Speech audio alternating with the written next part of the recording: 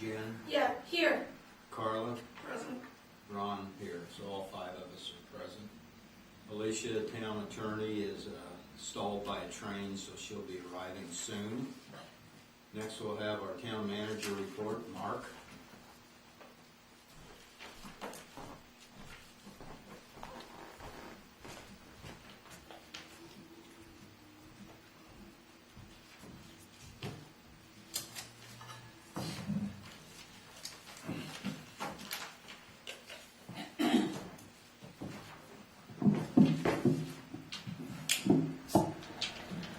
Okay, so you should all have a copy of my agenda.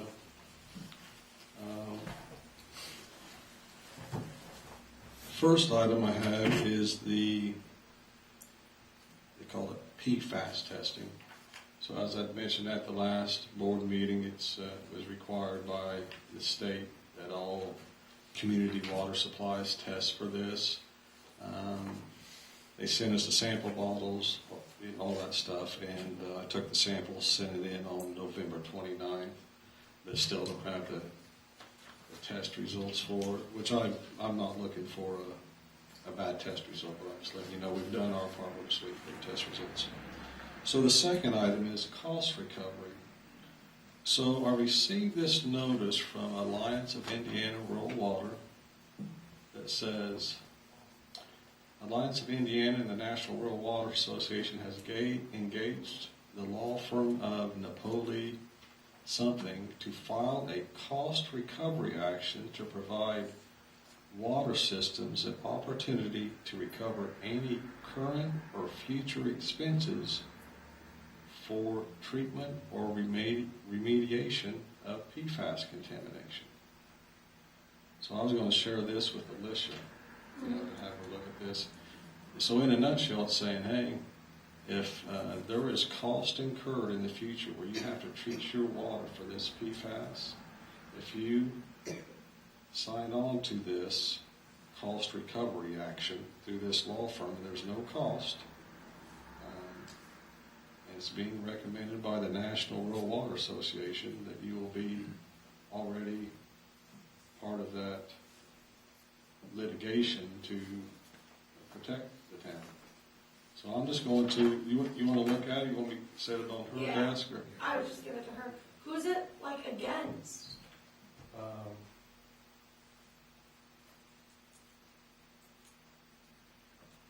It's not against anyone, I don't believe. I think it's it would be protection against any state or federal requirements, so that you would get reimbursed for any costs you incurred.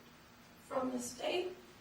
Or from So the federal government? let's say that our water came back and it did have a high level, Uh-huh. and it said, oh, now you got to put in this treatment plant, you got to do all this stuff, and it might be nationwide. They're saying that if you want to be a part of this now, you can go ahead and sign up for the cost recovery program, where those costs through litigation would be reimbursed to the town. Who's requiring the PFAS? EPA. Federal, So in the future, the federal EPA would pay that money to us? Well, that's what they're saying. They're saying we want to file a litigation now, so that if there is any cost incurred, that you would be part of this litigation, have that cost reimbursed. Presuming that they would. And you know, I know just enough to be dangerous, and that's why I want her to look at Yeah, it. for You know, sure. I mean, I don't want to tell you something wrong, but in a nutshell, that's what it appears. Whenever it says cost recovery, so. Let's see. Back to that again, there's so many of these things that the EPA or something tells municipalities to do with no funding to do it. Right. So that would be something that They're they getting- would require, if the EPA wants this, then they have to fund it. Yes, yes. Because, and you're right, because they're both state, sometimes there's even county, state and federal unfunded requirements, you know. They just say you gotta get it done, you know. Next item, meter antenna supply. So I got a phone call from Utility Supply, that's where we purchase our meter reading system and meters and all that from. They said, hey, just want you to let you know that at the beginning of 2023, there will be a 6-month wait for any meters and or antennas needed because of supply chain issues. So I put it on there, and I've got 2 or 3 of each in the shop. So I put it on there to say, do we want to go ahead and order a box of each? There's 6 in a box, so that we have some on the shelf, so whenever springtime rolls around and we're needing some. But is 6 enough? I mean, with the lack of Well, out there, you might be doing 10 or 15. Well, I know, but I guess I would feel comfortable with 6, and then as we move along and spring gets here, we just order more. But that's a fair About point. 180 a piece, or No, they're over 300 a piece now. Yeah. Yeah, the prices went up significantly. But you say it's 6 months out. lead time? Yeah. So you order them today.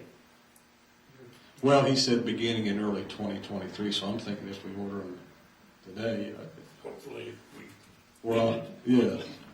So, and Jen mentioned, I mentioned this to Jen last week, and she said, well, maybe you want to order more of them. I would think, in all honesty, that 12 would be plenty, so if I ordered 2 boxes of them. But, 12 times $300 Yeah.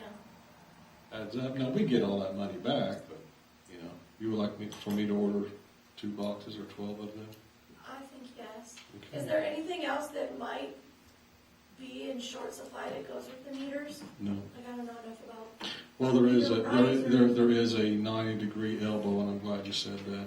So I'll get the meters in the elbow. Our meters are kind of unique. They're 5/8 on the end, so we have to get a special one, elbows and meters. Okay. so if he did more houses than that, he could start building and everything, and we could put the order and get the meters in later. Yes. So, but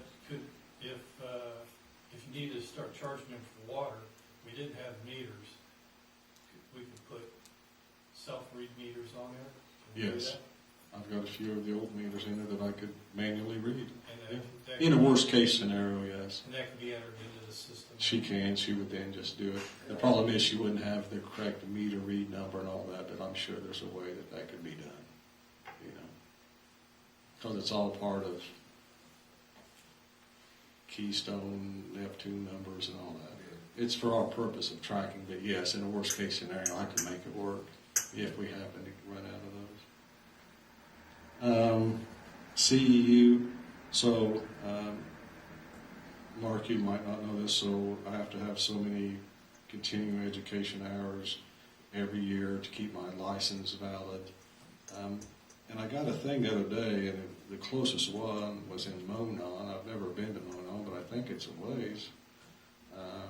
So I'm thinking doing the online option. It costs about the same to the town, and we do get a discount because the town is a member of that. But I guess the reason I'm bringing it up is that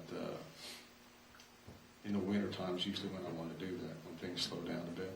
So, Baker Farms entrance irrigation. So Mr. Malakis called me and said, hey, we shut the water off there for the irrigation system at the entrance of where the sign and stuff is out there, and I wondered if we could be not billed for that through the winter months. And I said, well, the policy is in Dayton that even if you aren't using any water, you still get the monthly minimum. And I said, so I don't think that that'll be granted. I said, but I'm not going to speak for the council. And he said, well, if you could, bring it up. So I guess what I'm telling you is he's made the request. I'll let him know that that is not the current policy, but I'm bringing it before you. Okay. So how would you like me to? I don't think we should make any exceptions. That's just our policies. So repeat, just call me. Okay, I'm just, you know what I'm saying. Yep. Meter house, so over on Haggerty, or 200, outdoor lights. They haven't worked for a while. I bought some new, I think they're mercury vapor. I don't know if that's right or not, Stan, but, and they still don't work, so I took one apart, and the ballast inside of those lights looks like they're burnt. When you start adding parts together for those, it adds up very quickly. So I talked to Stan about it. He said, well, why don't we get LED lights out there? one, they don't use as much energy, and you don't have to worry about all. Do LEDs have ballast? No. They don't. So anyway, I found a light that is very similar in looks and size. Will wire right up to the 110 volt at Menards. They're $45 a piece. So I'd like to get those purchased and install those. Be fine? Okay. It's just nice to have some lighting out there. I think there's a street light nearby, but Can I ask you a question about that? yes. Is there anything else out there besides the lights? Yes. Because I noticed the bill was like double, it was at least double It what it was- usually is. Yeah, it was more than twice what it was last. How much is it now? It was like 130, See. 131. Well, I do have the baseboard heat set on 45 out there, and it's a block building. So that's what it is. I just turned it on in the last month. Mark called it, that's Yeah, that's what it Okay. is. Okay. well, at least I'm glad it's that and not like, I don't know why it went up. Right, yeah. So in the summertime, we run the dehumidifier because all those pipes sweat in the summertime. With that cold water coming out of the ground and being inside a building like that. So I run a dehumidifier in the summer, the baseboard heat. And like I said, it's at 45. I mean, if it's cold out, it feels good in there, but it's, it's, Yeah. I have to do something, Yeah. Yeah. You want to go over that? How many warrants are there? Sure, hi, Alicia. Hi. So I think Mark put a, $100 we can get those lights a welcome I on was just curious. Okay. I feel so welcome.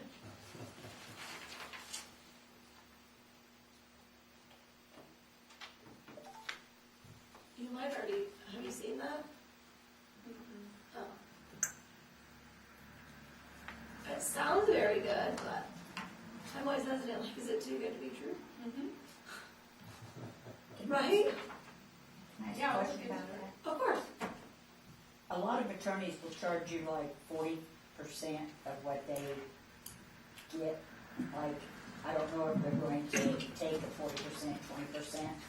So that's something you might look into too. Make sure they don't take anything. Yeah.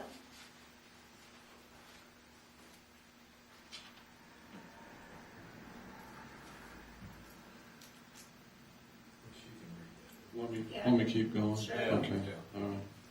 So now we'll move on to wastewater. So the fall lift station maintenance was completed on November 22nd.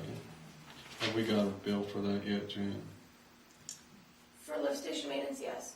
FJF, how much was it for? 1,900. Did you just get it recently? Yep. It was the one with, did we die? It was the one with re-engineering. And then you said there might be another one, because that was just like the re-engineering problem in the float valve. It was like $30 for a float valve or something. Well, I'm hoping that's for everything, for the fall maintenance plus. Oh, okay. I thought they were there after I got that bill. They were there on the 7th of December. Yeah, I'm pretty sure I got that bill on like the 5th. Okay, so there might be additional. So they contacted me, they went back on the 7th, there was a problem with a leak in the pump. Re-engineering, he called me an hour later that they had it fixed. So it should not, if we get another bill, it should not be significant. Good. State Road 38 and Dayton Road. So I was asked to put in a request to NDOT about looking at the feasibility of having a stoplight out here. Mm-hmm. And I will just read you their response. Thank you for contacting the Indiana Department of Transportation regarding the intersection of State Road 38 and Dayton Road. Your concern is that a traffic signal is needed at this intersection. We performed a signal warrant analysis for this intersection to determine if a traffic signal is appropriate. Our signal warrant analysis considers traffic volume, intersection geometry, roadway environment, crash history, and engineering. Our analysis shows that a signal is not recommended for this location. Does it say when you get your study? No, but I saw they put it Yeah. out here. Okay. Our analysis shows our signal is not recommended for this location, therefore we do not plan on installing a traffic signal at this time. Thank you for your interest in improving roadways within your community. They've been saying that for 20 years. Have it. Yeah. Cindy? Does it say when that study was taken? No, well, I know it's been within the last 30 days because I saw their equipment out here. I just wonder if 38 was closed. It was open at that time. It was open. Right after it opened. Okay. I kind of think maybe it would have been better if it was done whenever it was closed. So it show all the That's what I traffic coming wonder. off of Dayton Road. Yeah. Right. No, it was after it opened. So, Well, we it should is what it is. So, something that someone else had asked about was, what about just a flashing yellow? You used to see those, just like a caution light. That's what their official answer is at this time. How about a cul-de-sac? Yes, a roundabout. Oh, that's what I mean, a We want a roundabout. roundabout. You read my mind, yeah, oh, roundabout. Round 14. Take this one out, take that one. Okay, Dayton Road and Main Street, so the stop signs are installed, four-way stop now. East State Road 38 radar signs, so if you're coming in from the east, there about Delaware Street, the radar signs up and working. Last week, Eric and I installed the South Dayton Road radar sign. So I've checked it, and it all seems to be working fine. 2022 CMG closeout. So what is left on that contract? One is the 10% that we hold back before everything's signed off on. That's approximately $46,000. The second thing is that we have not received a bill for any of the crosswalks or striping. So that's what we were waiting on. So would we like to close it out before the end of the year? Of course, but we actually have until 2024 to close it out, and it doesn't affect any funding that we're seeking in the future. But it's just nice to get that wrapped up and move on. Did we get a separate bill for the painting and stuff, or is that? Mike Smith got a hold of them about this, said, hey, we're waiting on the last bill. And they said, well, we still don't have a bill from the subcontractor. So they're waiting on Highway Safety, who did the subcontracting for them. So it all goes to them and then they give us. Yes. And that's good in that Yeah. that means that center line striping that we had done on that road also falls under the 75-25 cost structure. So although we have to be patient, it's working. Okay. Stormwater, 516 Marquee. So a homeowner got hold of me about a stormwater inlet in his backyard. That is part of the town's stormwater system that is eroding around it. So Eric and I made the repair, met with the homeowner last week, told him, hey, we've got it all, we made the repair, we just did some concrete work, we backfilled it, and told him, hey, we're just waiting for everything to settle in the springtime, and we'll go back in and finish things up. And he seemed to be very pleased that it was taken care of. Tippecanoe County Stormwater Meeting. So that was on December 6th. They reiterated things I had mentioned previously. They want to see more frequent street sweeping, annual inspection of stormwater inlets, and possibly testing of the water of the creek that we discharge our stormwater into. That last one isn't a fact yet, but they keep planting that seed.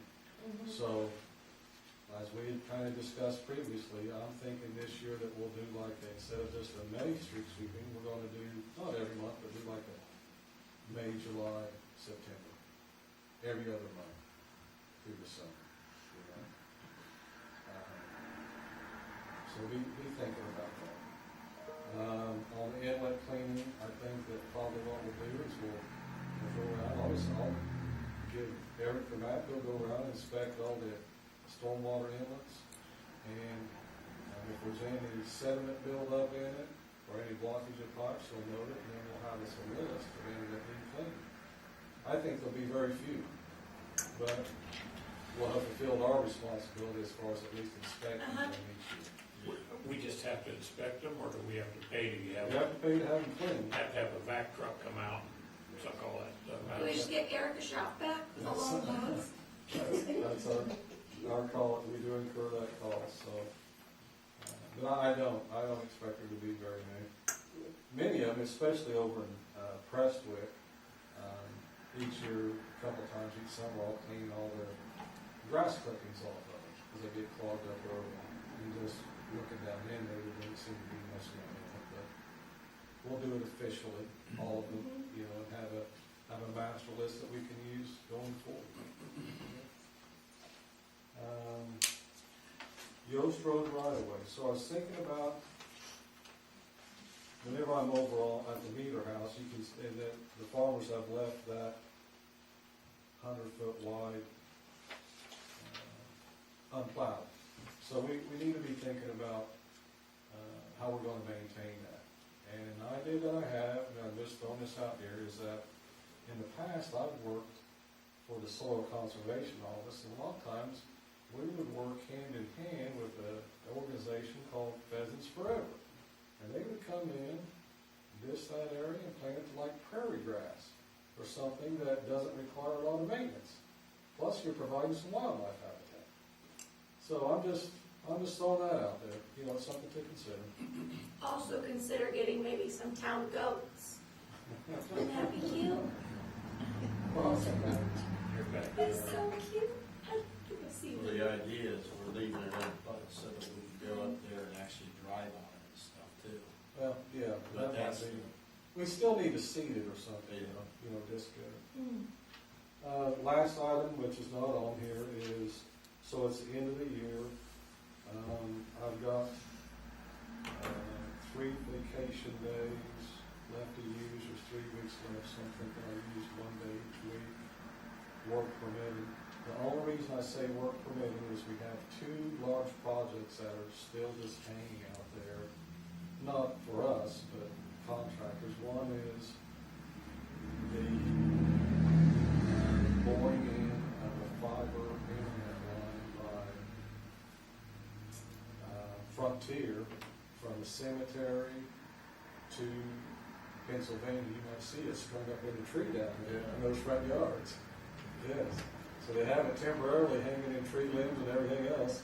Well, Eric and I have done the locate for it, but I do like to touch base with them whenever they're getting ready, just so that I'm answering any questions that they have, and they're easing my concerns.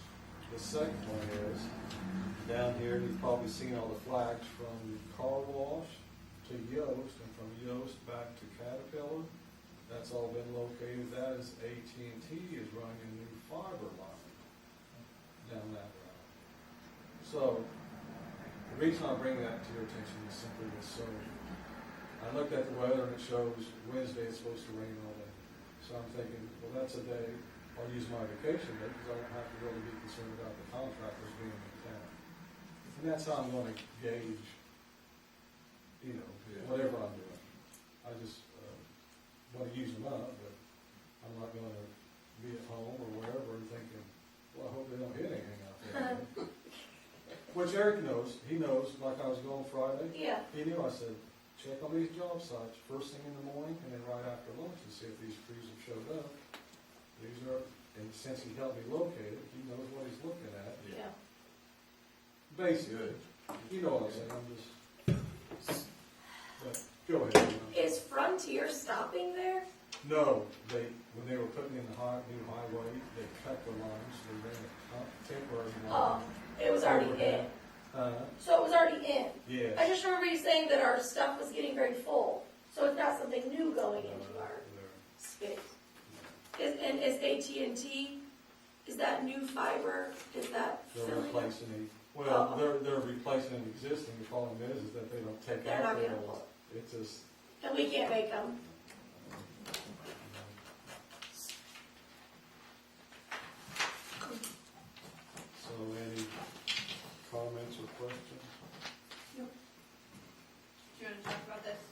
wanna talk about this? So basically, this is similar to, but not the same as like a class action lawsuit. Uh-huh. And so there would be some attorney's fees associated with that. Typically what they do, if it's a class action, which this is a little different, is that they, in the settlement, so they have this big class of individuals or whatever, and in the settlement agreement, they would determine what the attorney's fees portion would be, and then the portion that gets distributed to different entities. My recommendation would be that if you're interested in this, they say that you can get a formal presentation to come, and that maybe that would be something that you would want to do, so you can hear what fees are associated, because it is a little bit different than a class action. So we just want to make sure that there is no cost to us for things like when you have a contingency fee situation, they still charge for like expert witnesses, and they charge for things like that. And we want to make sure that we're not going to get stuck with any of those fees, that all of the fees would come out of any sort of settlement agreement. So that would be something that I would want to know. So it might be worthwhile to hear the presentation. I wouldn't say no to this, but without knowing exactly what they're looking at, the letter doesn't really give you a good idea of what they're thinking as far as what is the recovery going to be, how much, what's it going to cost to us. They say no upfront fees, but that doesn't mean down the road they say, well, we need this expert witness and it's going to cost $20,000 and your portion is whatever. So It's weird because it hasn't happened yet, so we'll just be all guessing, right? Because nothing's happened. They're saying we'll do this if something does happen. Yeah, this is just it's in expectation of this, the EPA's new laws, that there's going to be contamination and what that cost is going to be to clean it up. So it's possible that there is no contamination and there is no cost associated with cleaning it up, but they know much more about that than I do. So my recommendation would be to hear from them if you're interested. All right. I'm glad she said that, because since we don't have our own wells and we purchase our water, it's up to the person selling us the water to make sure it's safe. But So it might be, it doesn't matter. They have to treat it before they sell it to a house or you see what I'm saying? Sell to us. Yes. But what happens if something gets through and then we're stuck because we're also selling it? Well, I'm just saying, if you think it through. Right. Yeah, I think that could be sticky because we're selling it, right? Yeah. So do you want to contact them and about the presentation? Okay. Yeah. So, worst case scenario, we waste 30 minutes of our time and we hear what they have to say and we can ask questions. It doesn't fit so for you her. want me to ask them to come here and make a presentation? Yeah, I think so. Or Zoom, or do you want me to? No, I'll probably come here if they can, yeah. As long as it's no expense to us. Right. Do that. They say at the bottom that they will rate their formal presentations available. So, but it's also like a 900 number, so I don't know where that. So that's Yeah, that looks perfect. That's some quick lawyering you did over there. There you go. I read fast. I talk fast. I do that too.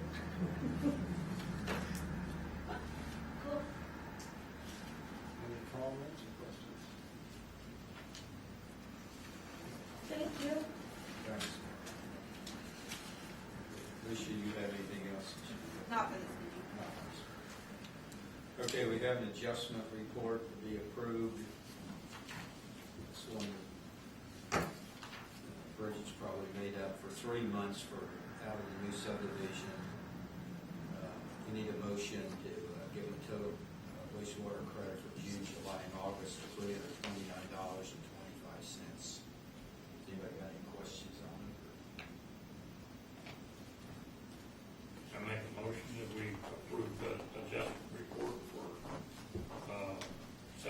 7373 Campline Drive. Do you know what what were the 3 months to get their average bill? That's me. It says the established for 1,000 feet. No, but I mean, what months was it? September, October, November. Has to be the next 3 months, I would guess. We didn't get our bills for November yet, No, they do. right? Am I thinking? To get the average, you gotta use the 3 months prior, 3 months prior. right? So they were here, If they were there.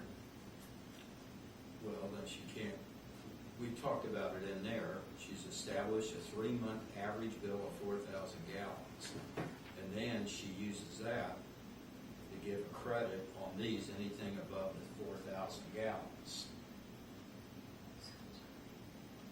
All right, that's what. so this person was here They had, March, April, May, they had, but they're just now asking? no, they probably asked before, and she told them, you know, you gotta wait. There's Want me several to double people- check that it's 3 consecutive months? Hold on. You can talk, but let me check. There's gonna be several people coming up that they started living in these houses at a certain time. Do you know certain months, So she'll What's have to that? get Do you know 3 months about this? before they can apply for This that address? credit to establish What is it? what they use for an average. Right, but if they weren't there 3 months before, if they didn't move in until summer, then they have to wait until the 3 months after. Sure, yeah. Well, Well, they have to wait till after. at least the 3 months after. And if that's what Once they they did, turn yeah. once they turn their irrigation off, then they gotta go 3 months to get that average, and then you can go ahead and credit it. And she was, don't they do the readings like around the 10th? Okay, So she could have a reading in November. before we got this? You know, I It's still know. on the 10th. Just, So should, this is for irrigation systems or? oopsies. Yeah. A lot of water in their lawns, yeah. Right. We're putting in the new lawns and putting the irrigation system, you know, using it. You're allowed, according to our ordinance, 1 time to do that. Right, so you can get your lawn established. But we will have to talk about changing that ordinance for next year, because everybody down there's got an irrigation system is gonna wanna use it each year. Up till now, we've really never had a problem, because the people in town, there's maybe 1 lawn irrigation system or 2. They've never asked for credit. But So the ordinance doesn't specify it's a one-time deal? Are they they're getting a credit for water, or are they getting a credit for wastewater? for the wastewater, based on the water. Right. You know, you get a 3-month average of what they normally use, and then anything above that, they can apply for 3 months according to our ordinance for a wastewater credit. Right. Does it say one But in time? our ordinance, Does it say 1 time only? If it says 1 time only, then it says 1 time only. Why do we need to change? well, because we have a new subdivision, these people can afford sprinkler systems, and they're gonna, some of them are using $700-800 worth of water and stuff, and they're gonna be asking next year when they wanna irrigate their yard, they're gonna be asking for a credit again. It's The only one ordinance time. still says 1 time. One time. Can't ask, why, you can't ask again. They'll be asking for us to change that so as this town grows and people, if you have better housing and higher quality and stuff, it means they're gonna have things like irrigation and stuff, and they're not gonna wanna spend it. I mean, it's okay if we decide not to, but they're not gonna wanna have an irrigation system, they gotta pay for $600-700 worth of wastewater. Are you suggesting that we do change the ordinance so it's not a one-time? Is that what you're saying? I'm suggesting that we talk about it. Talk about it. It's Okay. come up here, but I'm following. I know from talking to Bridget in there and talking to these people that a lot of these new houses, the builder down there is not telling them at all the expense of the water and what they're using. They're flabbergasted that they're using 6, 7, 10,000 gallons irrigating their lawns. So all of a sudden they're coming in and they really want credit for the entire time they turn on this irrigation, which could be 3.5, 4 months, whatever. But you can bet next year they're gonna come in and want that.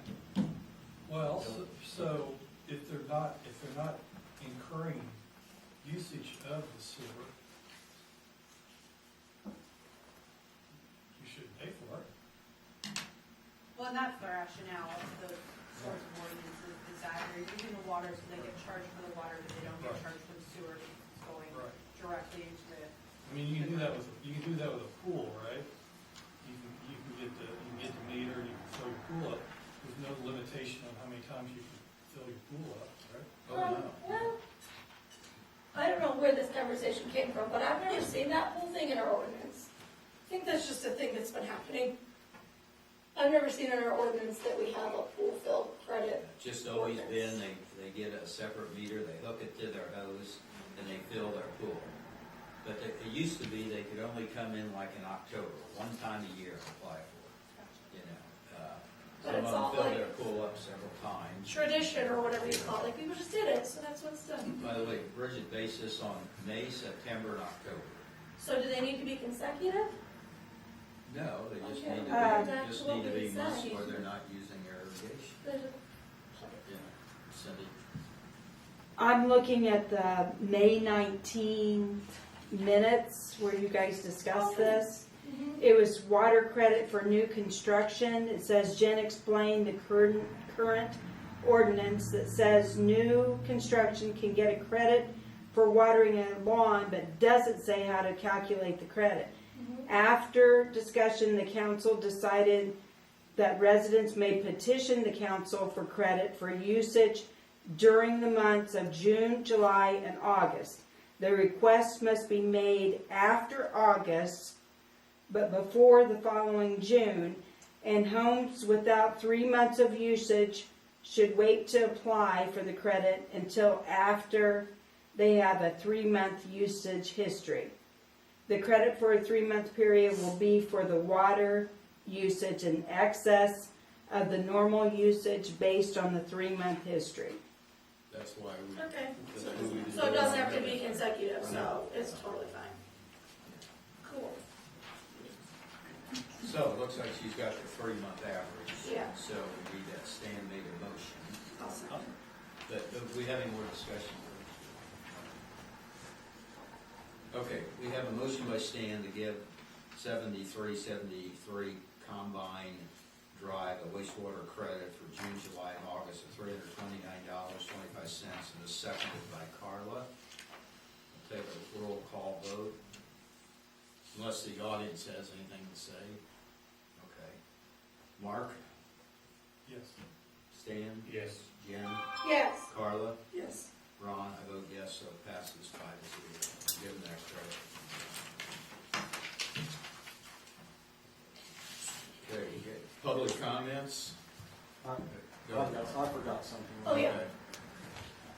So on the CCMG, 2022 CCMG, so there were 2 homeowners that had Midwest Paving do additional concrete work at their home. Uh-huh. So, one of them was mistakenly included in our billing by BF&S. So, and the homeowner knew all along they were gonna have to pay for it, but they thought they were gonna get a bill from Midwest. Uh-huh. So, in Ron bought, I talked to the homeowner, I talked to the contractor, I thought we were all on the same page, and Ron brought to my attention, I said, let me go check to make sure. Well, they did bill us for it. And so, the address of 281 Conjunction, the board, I think, is the resident there. And then we got this calculation from BF&S Engineering, so that we don't have, we didn't say, oh, we think it's 10 yards, they think it's 2 yards, whatever. I just thought it's best to do it that way. He calculated that that homeowner had Midwest Paving do 7.2 square yards, okay? So, at our price, which is the same price they would pay, is $90 a square yard, and to $648. So I got a hold of the homeowner and said, hey, they billed us instead of billing you, and we need to get reimbursement. They thought that maybe that it wasn't quite that many square yards, but I sent them a copy and said, hey, this is BFNS Engineering, I didn't measure it or whatever, you know, and this is what it is. So, I'm bringing this to your attention that we need to send a bill, and they're expecting a bill at 281 Conjunction for $648 for 7.2 yards of concrete. Okay. And the We had other, talked about this, Ron, but I didn't want to send the bill out before.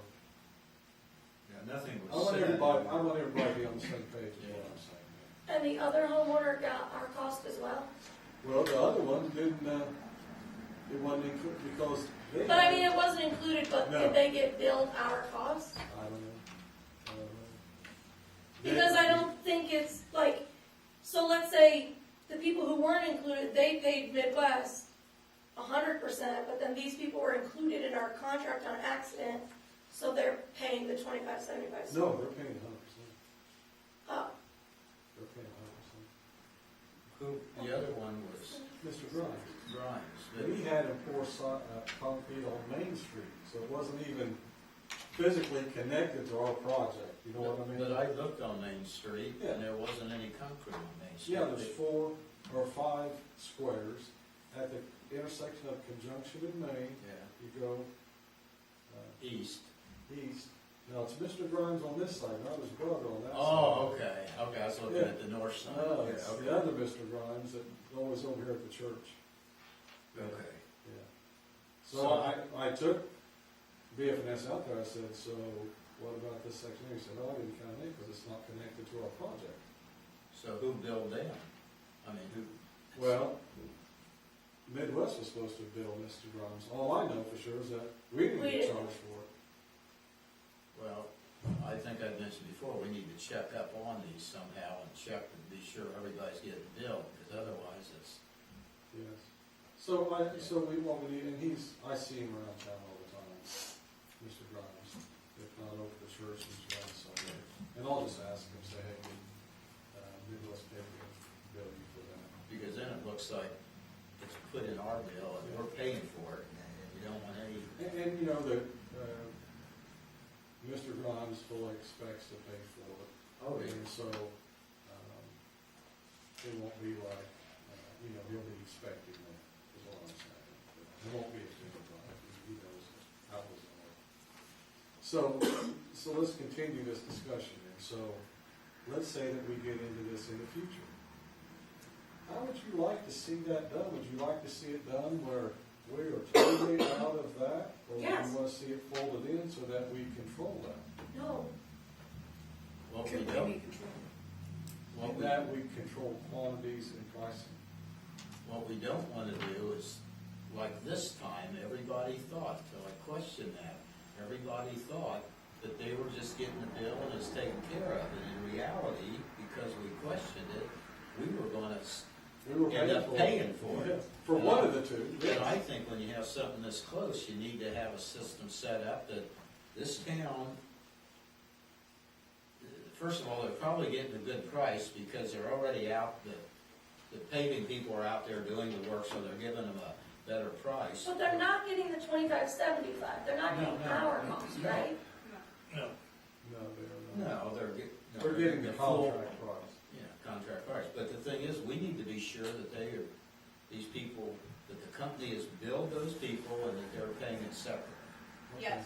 And we need to see it, so that that nothing slips in there and it's a friend here, or something gets in, Well, I or agree. whatever, I you agree. know, so. So what you're saying is, the best policy is to make sure that it is billed separately to the homeowner, but we need a copy of We that. need a invoice copy, as well. yeah. And there's no mistake about anybody, And I think that's good that we now have a policy, yeah. you know what I'm saying?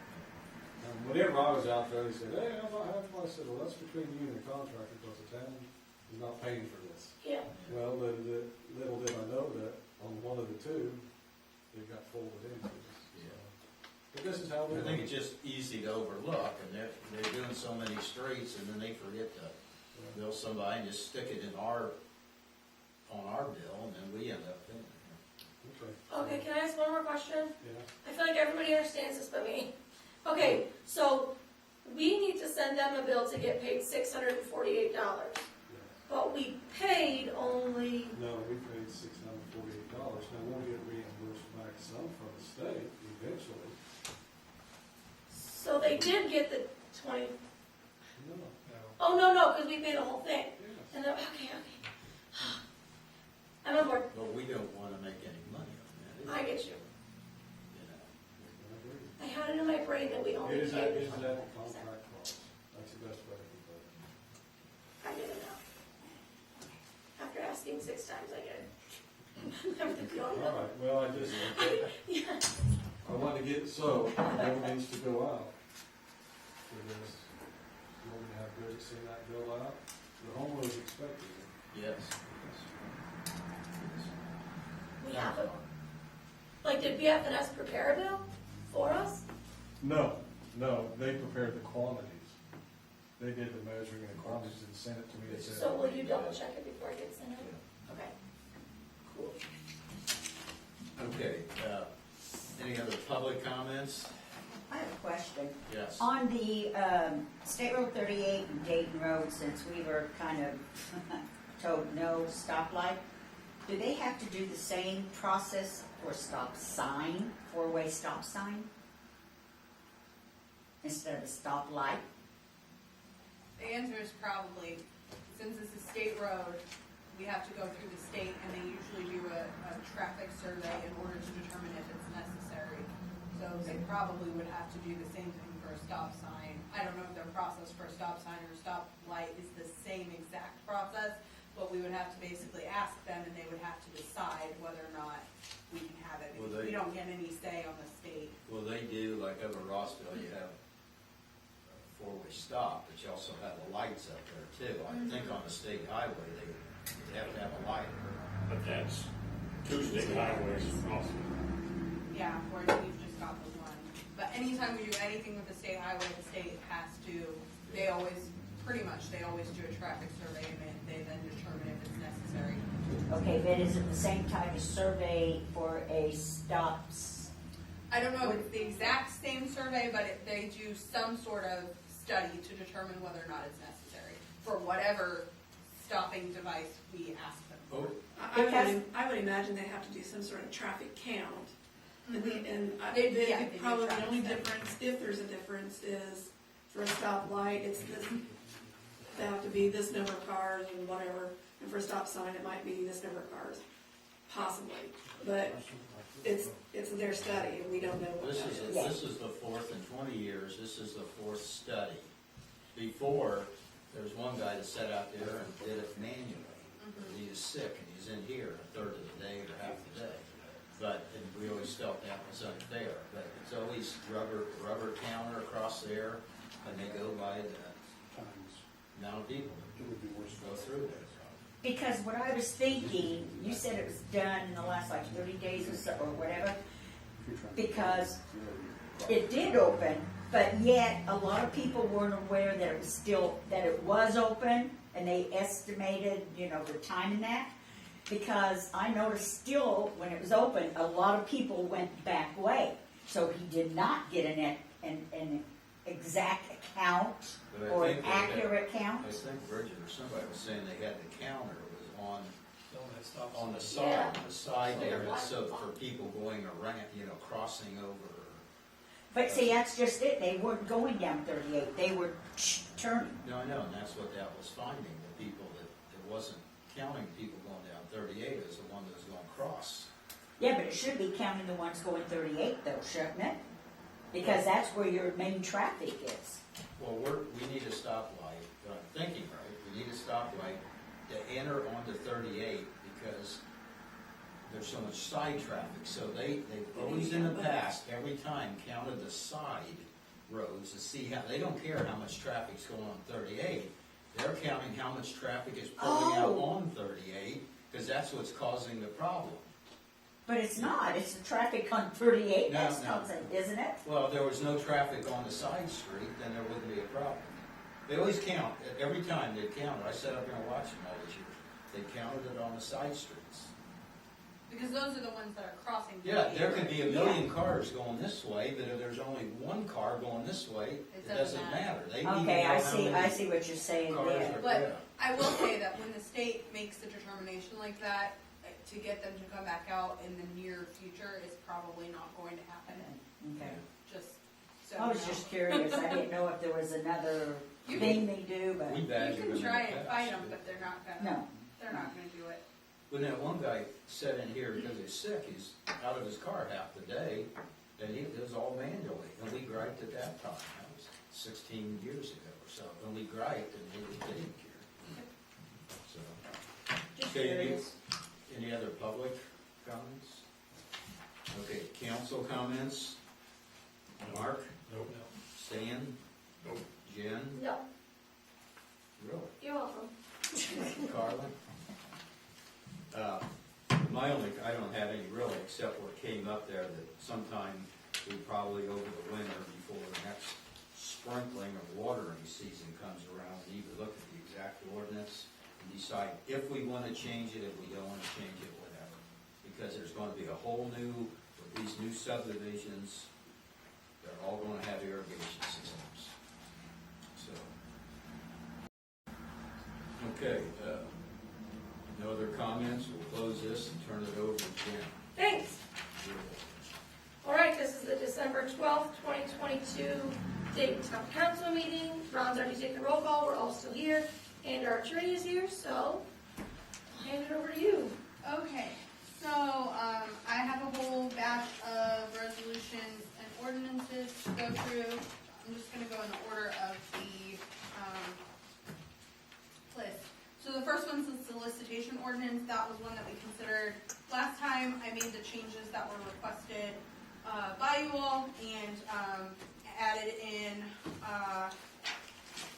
student organizations, because that was an exception that we wanted to add. I took out one of the exceptions that we did not want, and then, fixed some typos and some missing information. And that's pretty much the only changes that I made, but they were all at the request of you guys. So, Scott, did you look at that? Haven't got a copy. you want a copy? Well, I would take more than 30 seconds to review it. You can't do it like Alicia, where she just I'm not that good. Oh. Get out my ruler and, So would it make you feel better if we just kept that one for next time? yes. It's prepared and we'll just, Review it. Sounds good. Okay, so the next one is the salary ordinance for non-elected officials, that you all had made some changes to. Jen had made some changes to it based on your comments, and then I finished up a couple that I had on my list. So it should reflect what you all wanted.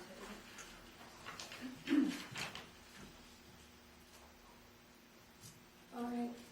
I have to remember, we're doing it all at once, then the first motion is to The first motion is to suspend the formalities.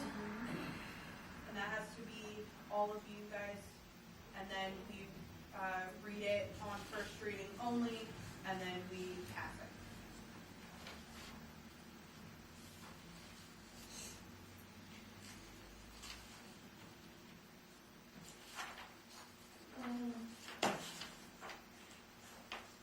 Sorry. So we're gonna suspend the formalities and read it by title only, and then we're going to, And pass it on first reading only. and pass. And then we're going to, And then we're going to, actually, so we passed that motion, then we read it by title only, and move to adopt it. And then we have a motion to read it by title only, then we adopt it. So we've got one is to remove the formalities, then read it by title only, then we read it, and then we adopt it. all right, correct me when I do it wrong. That's fine. Okay, I move to suspend the formalities for ordinance 2022-16, salary and compensation for non-elected employees for 2023. so we can read it by title only and pass on first reading. Second. Okay, there's been a motion made by myself and seconded by Carla to suspend the formalities for this ordinance. Is there any discussion? Okay, how do you vote, Mark? Yes. Stan? Yes. Ron? Yes. Carla? Yes. And I vote yes, so that, since that is a 5-0 vote, then we can Read read- by title only. read by title only, so ordinance 2022-16, salary and compensation for non-elected employees for 2023. Second. There's been a, what was the So- motion? That was just I reading didn't it by have- title only. Then we need a motion to dispense the second reading and consider it on the day of introduction. Dispense of, Second reading and consider it on the day of introduction. I make a motion to dispense the second reading and consider on day of introduction, ordinance 2022-16, salary and compensation for non-elected employees for 2023. Second. So there I made a motion, seconded by Carla, to dispense with the second reading, consider this ordinance. Is there any discussion? Okay, how do you vote? Mark? Yes. Stan? Yes. Ron? Yes. Carla? Yes. And I vote yes, so I move to adopt ordinance 2022-16, salary and compensation for non-elected employees for 2023. Second. Okay, there's been a motion made by myself and seconded by Carla to adopt this ordinance. Is there any discussion? How do you vote? Mark? Yes. Stan? Yes. Ron? Yes. Carla? Yes. And I vote yes, so that is adopted 5-0. Next one's the salary ordinance for the elected officials. I think that one was ready to go last time, and you all reviewed it, and it should be ready to go this time. So, Jen, you could make a motion if you wanted to read it by title only and dispense with formalities. Okay, go ahead. We can't take it off. We can't take it off. The statute says that we shall put a salary, we shall adopt in the salary ordinance a salary for the clerk treasurer. So since it says we shall adopt it, we can't remove the clerk treasurer. And you can't lower it. Correct. It is an obligation of the council to put a salary in place, whether we have one or not. We shall put a salary for the clerk treasurer, And you can't For the lower it, for the statute, right?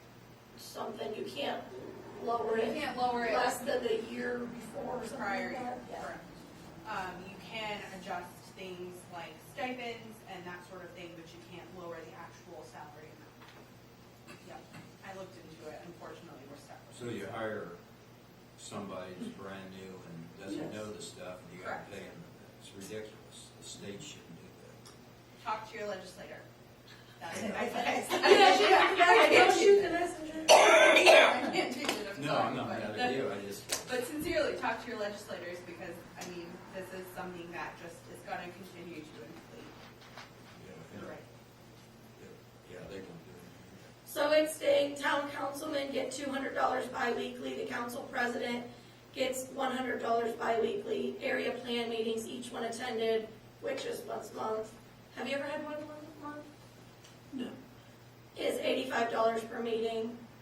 And then the clerk treasurer, which we don't have right now, so nobody's getting paid it, but that is $32,448 a year. What's the 12,000? That's bi-weekly, 12,048 bi-weekly, and then the total is 32,448. All right.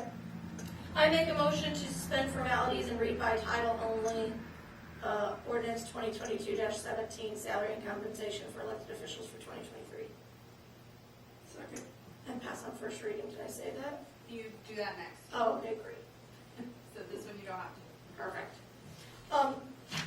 There's a motion made by myself and seconded by Carla to suspend formalities and read this by title only. Is there any discussion? How do you vote, Mark? Yes. Stan? Yes. Ron? Oh, abstain. Dude, you can't, it has to be. Do I? Yes, because we can't go on if you Then I'll vote no. abstain. I can't go on to pass this Oh, if you okay. vote no. Not to sway your vote, you're your own man, Let me but think about it. I need you to say Okay, yes. it's okay. Yes. Carla?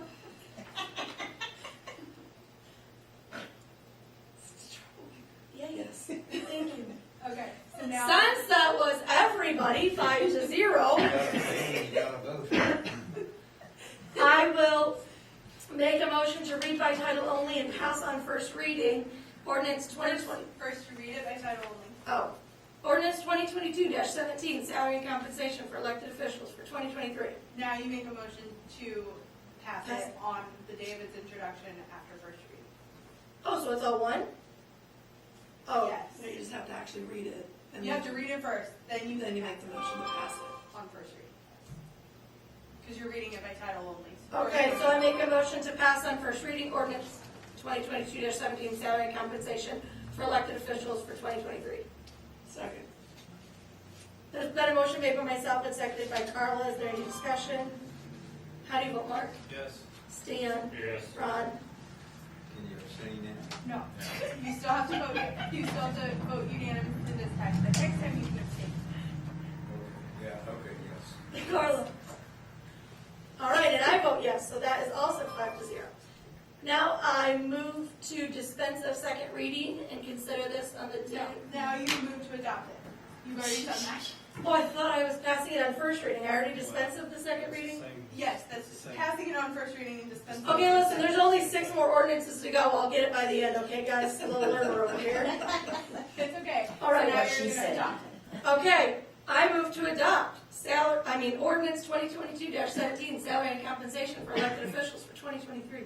Second. There's been a motion made by myself and seconded by Carla to adopt this ordinance. Is there any discussion? Mark, how do you vote? Yes. Stan? Yes. Ron? No. Carla? Yes. And I vote yes, so it still passes 4-1. All right. Next one is, we opted into the opioid settlement fund. We actually will get some money from that. So we are gonna establish the funds that are required by the State Board of Accounts. We technically do not have to have an ordinance to do this. However, I like to do the ordinance because for all other funds, we do ordinances, and then we have our nice paper trail. So I have prepared an ordinance that establishes the funds that are required so that we have a place to put that money. Does anybody have any questions? Do you have an ordinance number? 2022-18. I'm very excited to go through this again. For real. Slow learner over here. All right, I make a motion to suspend the formalities for ordinance number 2022-18 and ordinance to establish Fund 2256 opioid settlement unrestricted fund and Fund 2257 opioid settlement restricted fund pursuant to Indiana Code 3613. And read it by title. And read by title only. Second. Can we just do that? I make a motion of what she said. Exactly. Good, as long as it gets in the minutes. Okay. It's been a motion made by myself and seconded by Carla. Is there any discussion? How do you vote, Mark? Yes. Stan? Yes. Ron? Yes. Carla? Yes. And I vote yes, so that's unanimous. So now ordinance number 2022-18, an ordinance to establish Fund 2256 opioid settlement unrestricted fund and Fund 2257 opioid settlement restricted fund pursuant to Indiana Code 3613. I make a motion to pass on first reading. Second. Okay, there's been a motion made by myself and seconded by Carla. Is there any discussion? How do you vote, Mark? Yes. Stan? Yes. Ron? Yes. Carla? Yes. And I vote yes. So I make a motion to adopt ordinance number 2022-18, an ordinance to establish Fund 2256 opioid settlement unrestricted fund and Fund 2257 opioid settlement restricted fund pursuant to Indiana Code 3613. Second. There's been a motion made by myself and seconded by Carla to adopt this. Is there any discussion? How do you vote, Mark? Yes. Stan? Yes. Ron? Yes. Carla? Yes. And I vote yes, that's adopted. And just, as a, I don't know, little side note, I was reading about this money, and there's unrestricted money, and then there's restricted money, and of course, when the government gives you money, they want to tell you what to do with the money. And there's different things you can do with it, and a lot of it just does not apply to us. So, something we might need to consider, which we don't have to consider this right now, but I'm just throwing it out there. Some municipalities are like, I don't want to jump through the hoops with this money.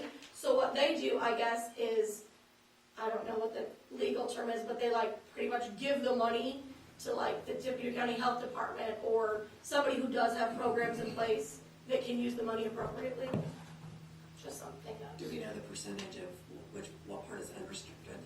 A couple $1,000. So There's not a whole roughly, lot. so roughly half of what we got this first payment. I don't remember, but yeah. There's a website, Oh, I think. that has, the Indiana State website has a opioid settlement page, and on that page, there is a link where you can click on the spreadsheet to see who got what. So if you're interested in how much Dayton got, it's all on there. And Right, there's two and- pays, one this year and one next year. 8,000 total. Sorry, go ahead.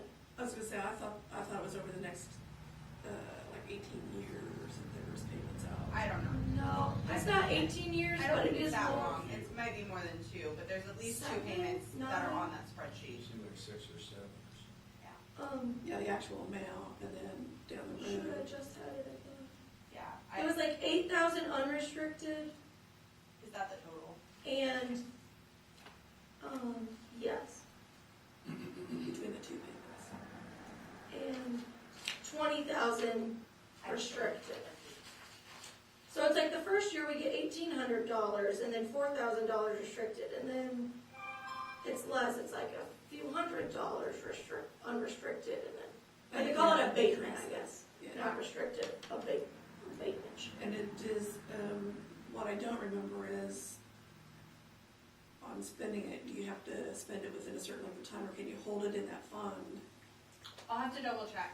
until I all payments are received? I was notified that the payments were coming, and then I just looked on the sheet to see which communities I work with have that, and then I just made sure we got our fund prepared, which is what we need to do now. So I haven't fully researched exactly what we can do with it. I don't know that they actually have guidelines yet, because what I did read is that they haven't set up all of the rules pertaining to this just yet. So I kind of imagine it's gonna be like the COVID money. Yeah. Where it's this today, but then tomorrow it's something else, and we're just playing the what are we doing with it game. Yeah. So yeah, at some point we'll know, but I don't think they've got it fully ironed out just yet. If you go to the Attorney General, if in.gov/Attorney General/something something, they do have an exhibit on there that's a list of opioid remediation uses. It's a lot, it's like 15 pages of a lot of things I don't understand. But, the final payment is in 2038. Oh, okay, so it's a So- long time from now. Yeah. Okay, Yeah. yeah. I just glanced at the spreadsheet for 20 seconds to see that Yeah. it was on there. And I didn't, and I don't know if all the dollar amounts are figured out, but I just knew that there were, More than that. I knew there was over and over a period of time, and I just didn't know if there were requirements as far as when you have to spend the money, or if you can hold it Yeah, I don't and know. accumulate. From what I read, I didn't see anything that had a guideline on when we had to spend it by, but I did see that we have to report annually to the state, and then the state Uh-huh. reports to the federal Yeah, government. that makes sense. So I don't know that we have to spend it there. I didn't see anything that had any sort of timelines like that. Right. But they probably will release that at some point. And with the COVID money, they have the same thing, where they do have a timeline with which we now have to spend it, but they didn't have that when we first started. Right, they always like start here and then like, well, this also, okay. Yeah. None of this makes sense, let's loosen up these set Exactly. rules. Yep. Are we good there? Yep. Okay. Next thing I've got is actually just a resolution, not an ordinance, so that one's easy. Hallelujah. Jen asked that I prepare this because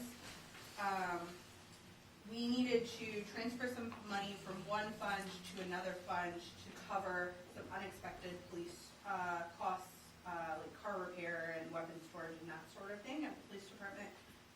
So we have done that. And so this ordinance transfers that money. Resolution. This resolution transfers the money from one category to another. And it will be retroactive as of January 1st. So it just does line items. Is there any question? Okay, do I just make a motion to adopt this? Correct. How easy. I know. motion to adopt resolution number 2022-19, a resolution to transfer funds between categories within budget accounts. Second. There's been a motion made by myself and seconded by Carla to adopt this. Is there any question? Is the resolution in order with the ordinances? I thought resolutions had their separate numbers. and I hope not, ordinances. because I don't know what resolution number we're We on. should, you know, the resolution number should be like 2 or 3 or something.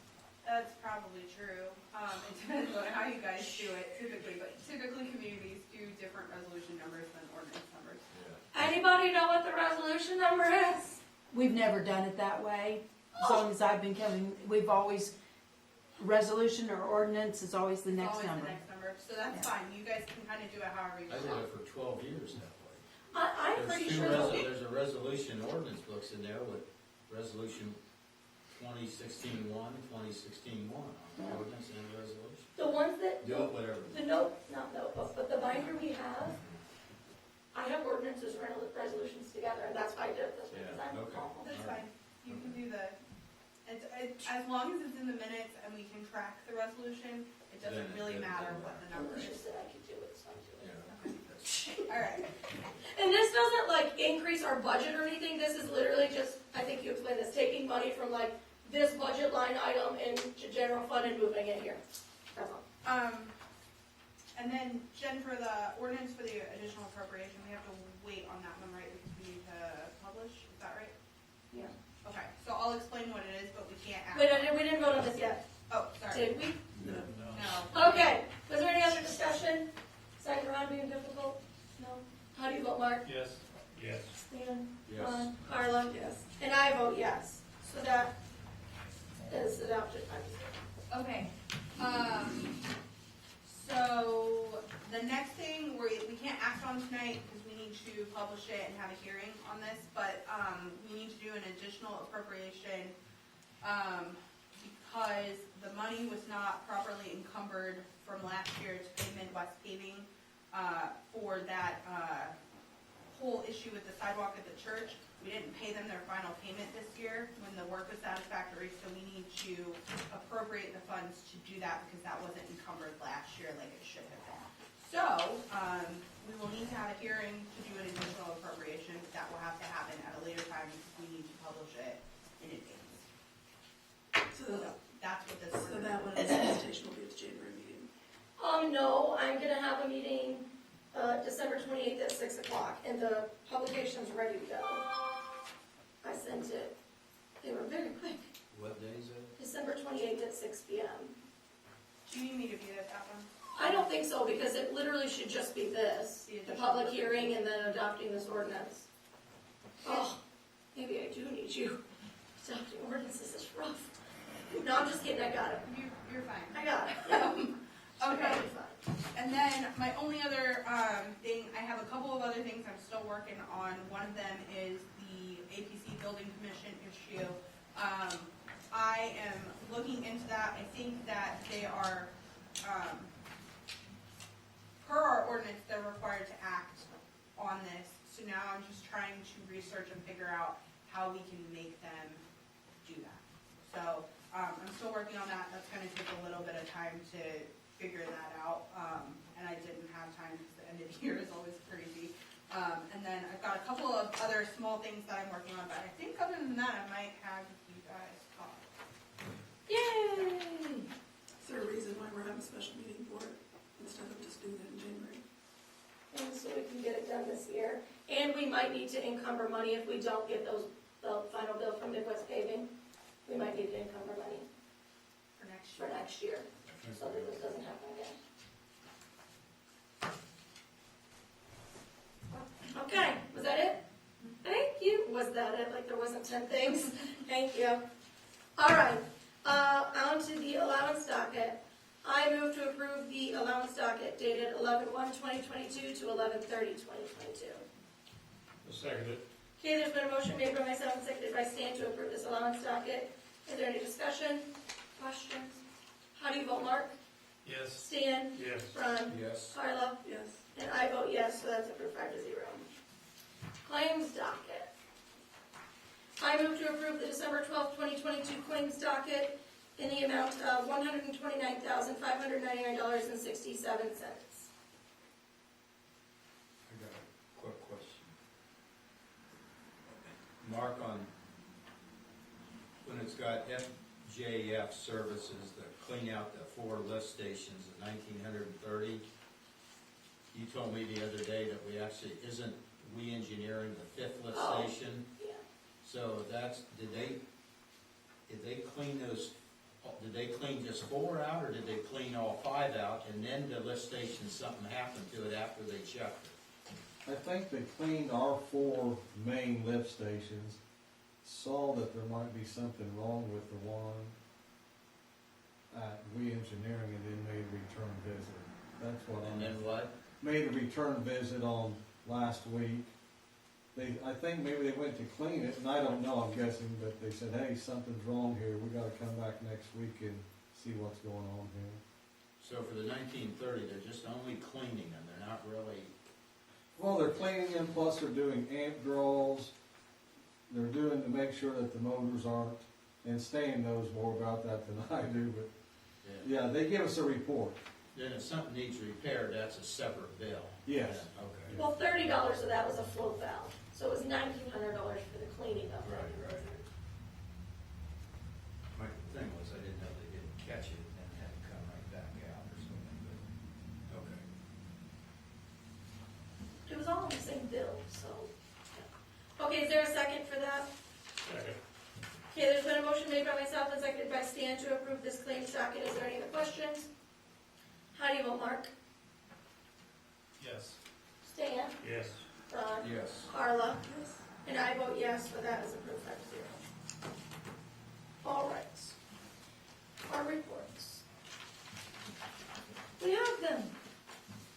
All right. I make a motion to approve the following August 2022 reports: the appropriation report, the bank reconciliation, the fund report, and the revenue report. Second.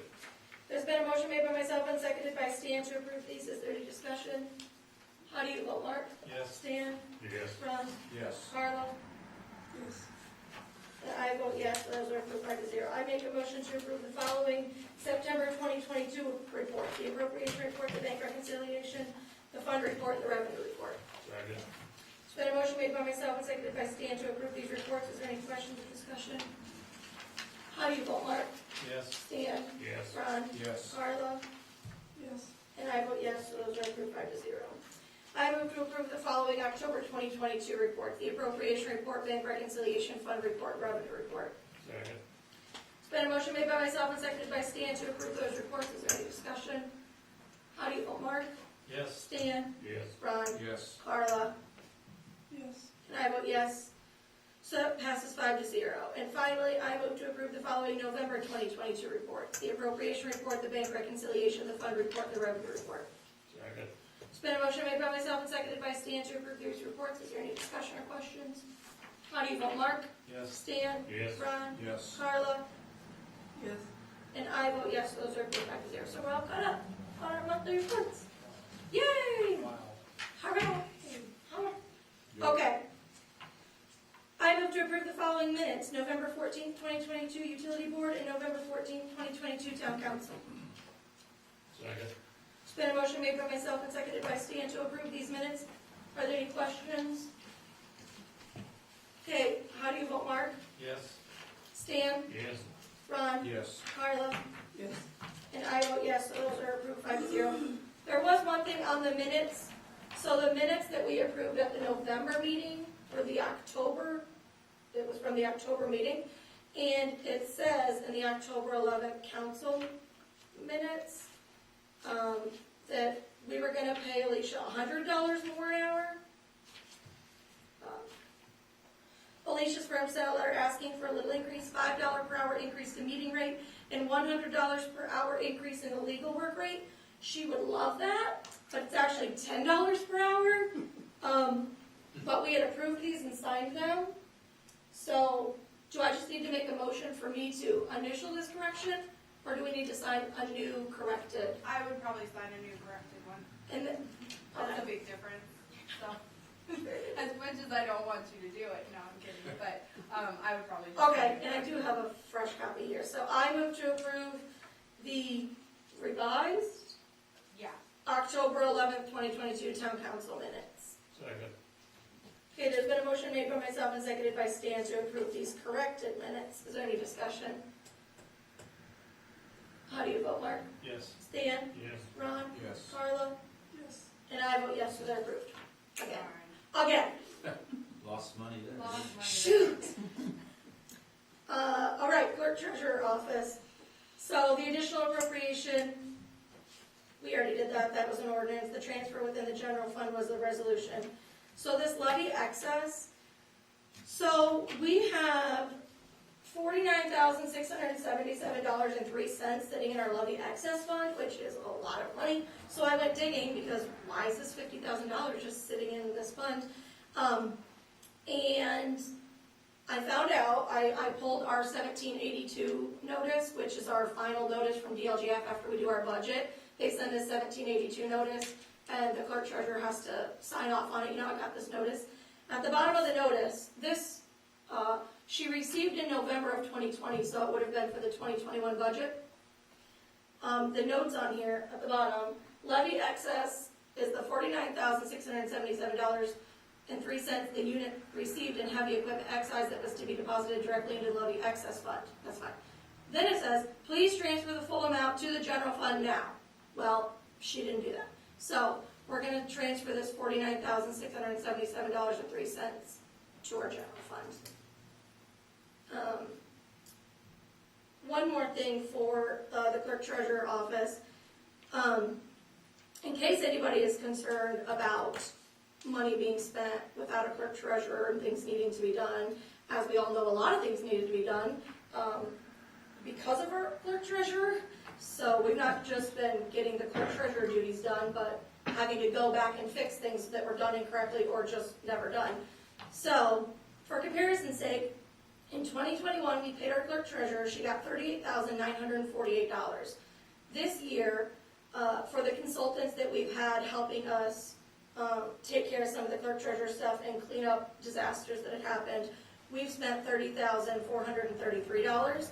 But that $30,433 also includes help with the budget, which we always pay somebody, to help with the budget, and we had our capital assets done, which needed to be done. So we spent less than that, really, on consultants. So we're saving a lot, getting this stuff Yeah, we're done. getting stuff done. Did you have anything else for the clerk treasurer? Okay. Police, Marshall Taylor.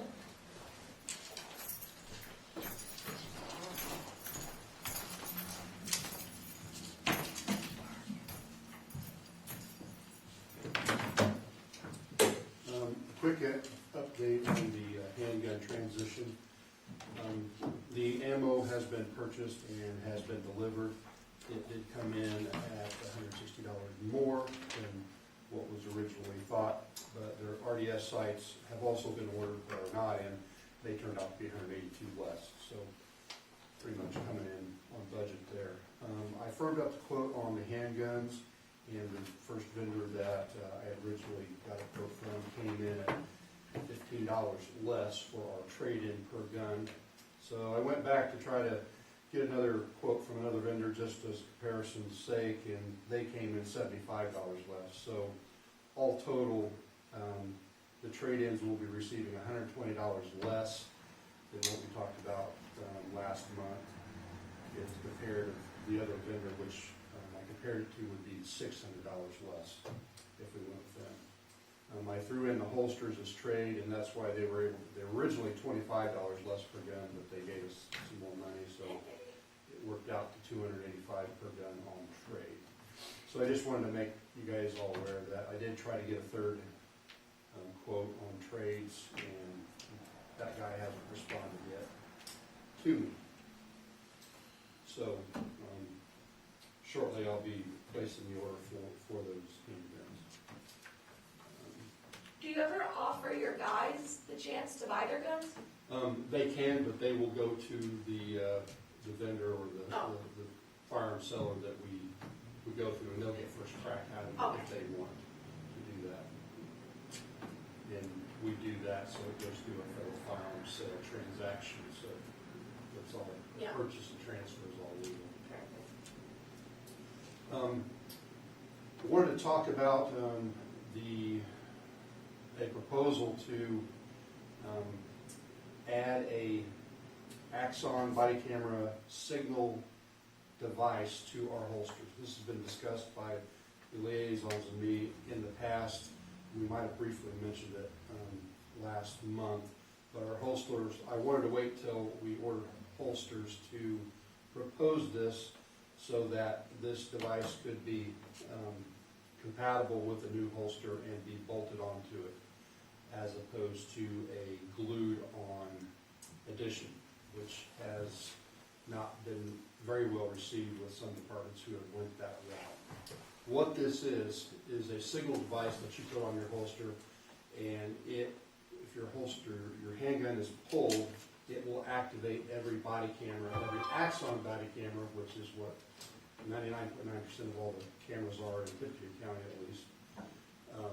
It will activate those cameras within like a 20 or 30 foot range.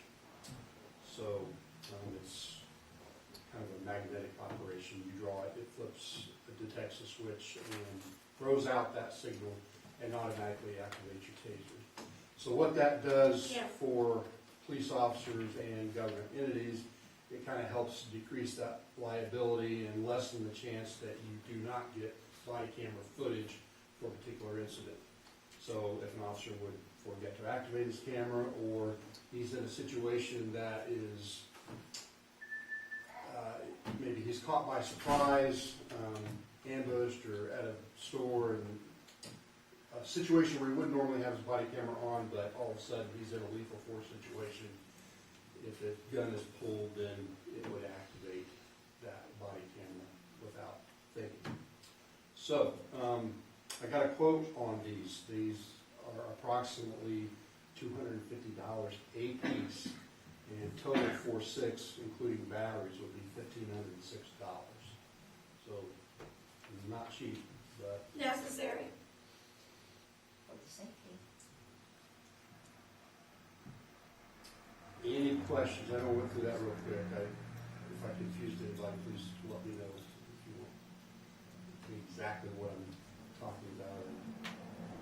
I would love it if we had one on our tasers too. Well, the tasers that we hopefully will be getting from the county that are being donated to us, we're only getting 2 or 3, but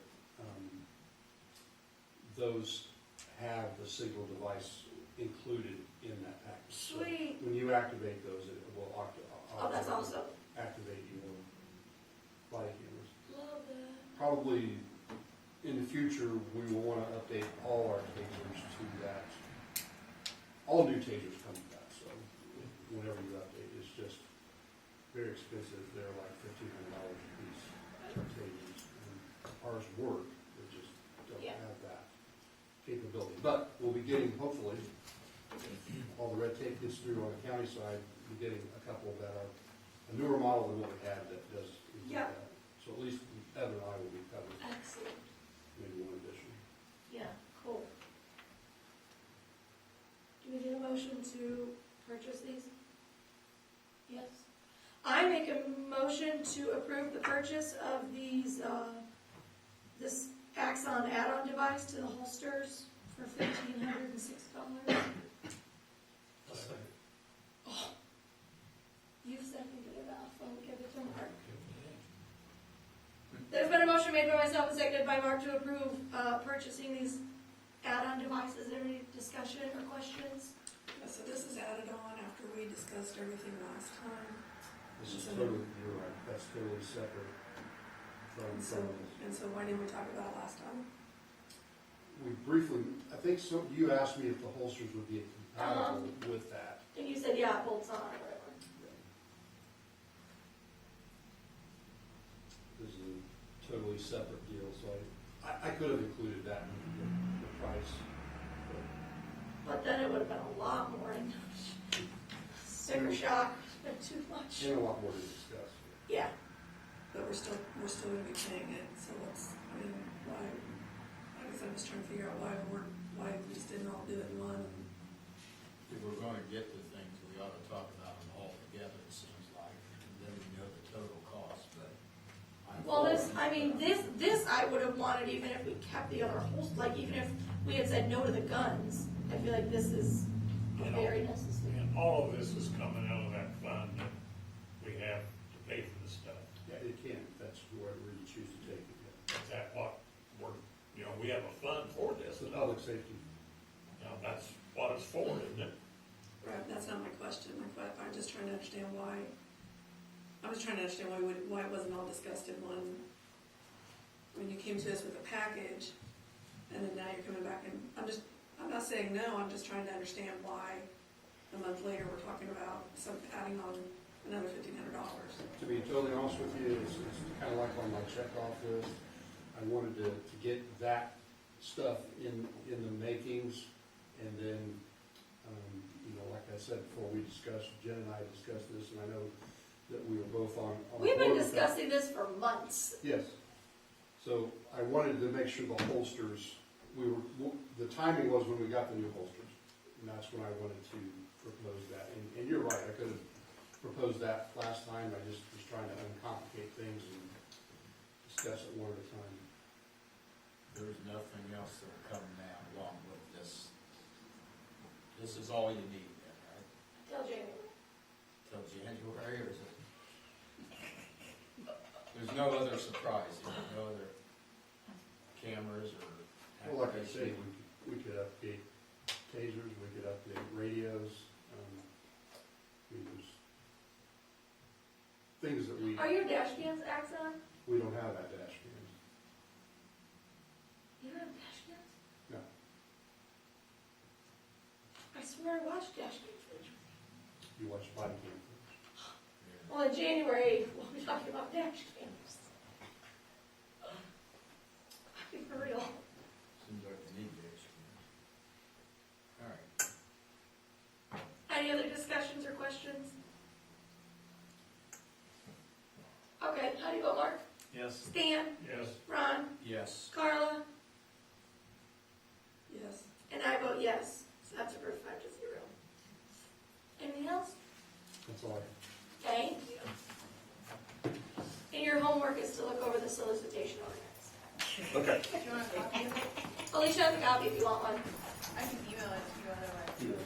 Okay, will do. Okay, number 9 on our agenda, but number 1 in Dayton, Santa visits Dayton. He's coming back again next Sunday, this Sunday, whatever, the Sunday that's happening in a few days, 2 o'clock. And he's gonna have helpers passing out treats and goodies along the route again. So that's very exciting. I don't think I need to do anything else about that. If you've been watching the weather, the high for Sunday is gonna be in the high 20s. Santa loves it to be cold, it's fine. So dress appropriate. Frosty's gonna be very bulky this year, isn't he? Yeah. Okay. Oh, and if you want to drive your golf cart in the 20-degree weather with Santa, sign up on the website, dayton.in.gov. I can't guarantee you won't freeze. All right. Next on the agenda, fireworks 2023. So everybody knows about the fireworks at Gathering Point Church, and when they don't do them, it's very, very missed. Unless you have a dog that hates fireworks, then you probably don't miss them as much. But most people love the fireworks that happen there. And so I talked to a person there, and it costs roughly $12,000. So this is just for the fireworks. Nothing that, like, you know how they have additional, like, games and music and food and whatever else they have going on, the bounce houses and stuff. This cost is just for the giant exploding fireworks, was $12,000. So what I'm proposing, since these happen in Dayton, everybody in Dayton loves them. I don't want to speak for everybody, but like everybody in Dayton loves them. We should consider donating to that cause. And what I'm proposing is that we agree to pay half of the cost up to $7,500, because obviously the cost of everything is going up. So it would not be surprising if the fireworks cost $15,000 next year. And I did ask Alicia about this when I had this thought in my brain, and I believe it was a yes, as long as we very specifically said it's for exploding fireworks, not anything else. Religious. Yeah. It has to go to like their firework fund for just If we the, could pay half the invoice directly, that would be even better. oh, Like if we could just, We probably can. if we can just take them out of it and pay half the invoice, that would be my that preference. would, Yeah. yeah, I don't know why we couldn't. So, Getting half of it paid, I bet they would do anything. They would make a six They would. invoice They would if we needed them. So, what is everybody else's thoughts on that? I don't know. Mark doesn't like fireworks. No, I think fireworks are fine. I think if the town was sponsoring it, the town was doing it, I'd be all in. But it's a different entity, it's not the town, and I don't think it looks good, and I don't think we should do it. Even though it's done in Dayton, It's done in For Dayton, Dayton. yeah, I enjoy them, I sit out here, we I watch can't them. afford it. Pardon me? We can't afford it. Like, but it would be a huge undertaking for the town of Dayton to have fireworks. I'm not suggesting that we do that, but what I'm saying is, I don't think it's a good idea. To mix public and private. Right, I just don't think it's a good idea. And I mean, I don't have, it's awkward, because I enjoy it, and I know a lot of Yeah. people enjoy it, but I just don't think it's a good idea. It's, you know, with the church and the Well, town, it just doesn't feel good to me. I think, they've already canceled it a couple times. I think you're gonna see that, like a lot of other towns, some of these private entities don't have the money to do it, so everybody loses that. You know, the alternative, that you could do is Dayton could start sponsoring it and the church could donate money to the Dayton fund and the Dayton fund could then pay for the fireworks. But then you're taking on the responsibility of putting them on and the liability Right. associated with that. I think, yeah, I think a lot of other towns, they've had different things they do, and they, you know, somewhere it's private, and then they've taken over that, and, because they want it to continue and everything, and it's something everybody enjoys and stuff, just like the fish fry, you know, it's for everybody, but, Would it feel less yucky to you if we looked into doing that and they donated to us? If that's, yes. If you're gonna take town money and spend it on something, then the town should be responsible for that, It should be a town event as opposed to a private event. Is that what you're saying, Mark? yes. And so as a town event, then where would we hold it? Probably I'm not in Cindy's land, I would imagine. you know, we're trying to do things like with the church, I mean, they, you know, we never say no when they donate Westland Drive to the town years ago. We never say no when they, just gave us $15,000 for our utilities, you know. It's a shame, maybe they should have kept that for the fireworks, but it was designated for that reason. So that, and that always is an option for a private entity to decide what to do with their money. But mixing government with private entity, just doesn't feel good to me. You guys will vote Is it on any private entity, or is it just because it's a church? No, I'd say any private entity. I'm not singling out a church. Well, you- So if it looked the same though, like if, I don't know if this would work with like insurance and stuff, but if we did it where we were paying for them, they donated half the money, but we were like, hey, mind if we shoot them off on your property? But it was advertised as Dayton fireworks? Because I think Carla asked where would we do it, and I don't know. I mean, they could donate the use of their ground along with the funds that they wanna. Okay. I mean, they could, Would that still feel icky? That would feel to be the right way to do it. That would be because good. then Dayton would be the one Okay. in charge of the event. Okay. Then it would have to be, we'd have to check to see, does insurance policy. Right. Yes, you're gonna be taking on the responsibility, so my recommendation would be that you would have, professional people put them on. I can't line them? And This that's is not my preference. Not my preference That's not my either. preference, but, I mean, you probably could do it as long as you had people sign waivers and the No. insurance company was on board, but No. a No, you didn't. company that does it Yeah. would I would be say- much better. I would suggest that you research it further. I agree with Maybe you there. talk to the church and see what they have done in the past as far as liability, their insurance policies, who lights them off, you know. See if they sets would them even off. be interested in doing this, because they might say, we'd rather keep them ourselves and just not. You know, that's a good thought, because this is part of their outreach. I mean, Right. there's a big reason they do that. Right. And secondly, they have, I don't know how many volunteers that their church does to help organize that, from making meals to parking to organizing events. Well, we wouldn't take over that. I mean, But they wouldn't want to lose out on that part of their outreach, so it goes back to what Mark's saying as far as integrating the two and us taking over it. Just, but I mean, even if we said, well, we're doing fireworks on June 29th, they could still say, and we're having a Freedom Festival on June 29th that just happens to be the same day in Dayton. Right for fireworks. I don't know. Okay, so I can talk to them about it.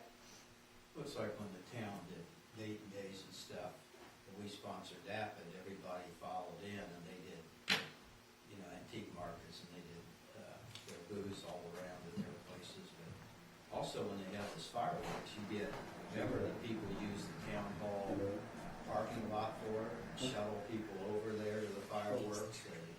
There's a lot of people. And I think our insurance covers for events like that, along, it's always covering if somebody gets hurt on our property or whatever. Sure, And they would have insurance too. yes, but you're just gonna wanna make sure with, specifically with fireworks, Yeah. because there are a lot of risks associated with that, so. It's not about the event, it's not about the church. Yeah. It's just about commingling private funds with public, with the public entity. Just, I don't think that's what we should do. Fair enough. We'll check. Public comment, can you please state your name and address for the record in case any of us don't know who you are? Cindy Marsh, 749 Shady Lanes. And a couple thoughts. One, as far as mixing public and private, the town has benefited greatly from private money being donated to our public events, like for the pumpkin patch and the July 4th parade this year, and for Santa last year, and for Santa this year. And, excuse me. And so I think that there sometimes can be cooperation between public and private that doesn't smell, you know. And as far as who puts it on, I do understand that the town could do it, but who's going to organize it? I mean, Jen already spends so much time on the events that she does put on, and it takes an enormous effort. Like Scott said, they have a whole congregation of people that volunteer and set up and do things to bring people in, and that it does draw. They do it as a draw, but it doesn't draw Dayton people. And I know that just anecdotally from what people have told me. Dayton people enjoy the fireworks, but they don't necessarily go to church there. I mean, I know a few people here in Dayton that do, but most of their congregation is from outside of town limits in the greater area. So I think that it's something that we should consider, and I also wonder if this isn't something we should get some public opinion on. You know, like some kind of survey or something that we could reach out to the public and see how people feel about it. Does it matter to anybody if the fireworks go away? Just from what I saw on Facebook when they did not have the fireworks for a couple years, I think people did miss it. So, but maybe that's just the vocal few. I don't know. It'd be interesting to see. Personally, I don't care for them, but I'm just saying. Oh, actually, I don't like them. Oh my goodness. Yes. Will you state your name and address for the record? Joy Fabry Combs, and 759 South Street. I can see what Mark is saying, and I agree 100%, because say if I wanted to put fireworks on and I heard that you pay the church half, I would expect you to pay me half of the firework cost. So I can see where he's coming from on that. That you don't mix the government with the public like that. And I agree 100% with him. You don't see the difference between, if you do that reasoning, we'll never have in any count anything happen. Because, wait, let me finish. Oh. So, I can't believe you said that. Never mind. Well, and it's a good thing to go to the church and still have them do it, but as she said, we pay for them, they put them on. So you're still doing it, but they're, they put in our fund in the reversal, Yeah.